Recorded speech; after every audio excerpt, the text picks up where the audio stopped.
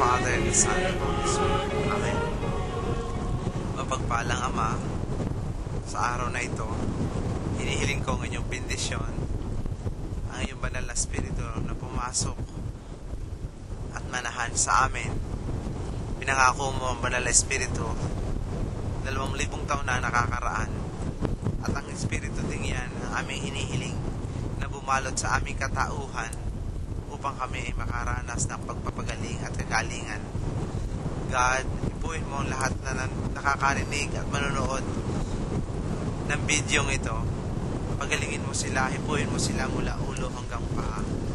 Bigyan mo sila ng kagalingan, kaginhawahan. Sa kanilang mga kalungkutan, bigyan ng kaligayahan. Sa mga taong nawawalan ng pag-asa, bigyan ng lakas. Maraming nakakaranas ng sakit ng ulo, lapang lalabo ng mata, nangihina ang kanilang pandinig. Marami din hindi makahinga, gawa ng hika. Marami din may mga sakit sa puso.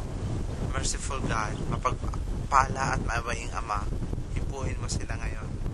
Ganon din ang mga taong may karamdaman, hindi makalakad, masakit ang katawan, tuhod, balakang, paa, balikat, lalo na yung mga may cancer, Panginoon, ipuin mo sila.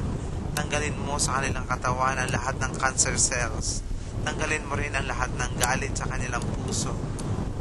Tanggalin mo sa kanilang mga puso rin, Panginoon, yung tinatawag na paghihiganti, inggit, suklam, bitterness, at panuin mo sila ng pagpapatawad. God, if you're able to create out of nothing, you can certainly recreate us. Pwede mo kami buuing muli, Panginoon, dahil mahal mo kami. Lord, naniniwala kami na dahil sa pinangako mo na kami yung pagagalingin sa sandaling ito, tinanggap na rin namin ang kagalingan habang aming hinihiling ang tulong ng mahal na Birheng Maria, habang aming dinarasan.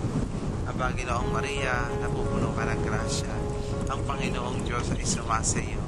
Bukod kang pinagpala sa babae lahat, at pinagpala naman ng iyong anak na si Jesus. Santa Maria, ina de Diyos, sa ngalan ng Ama, ng Anak, ng Espiritu Santo, pagpalain kayo ng makapangyarihang Diyos, may inyong kapayapaan at kagalingan, sa ngalan ng Anak, ng Espiritu Santo.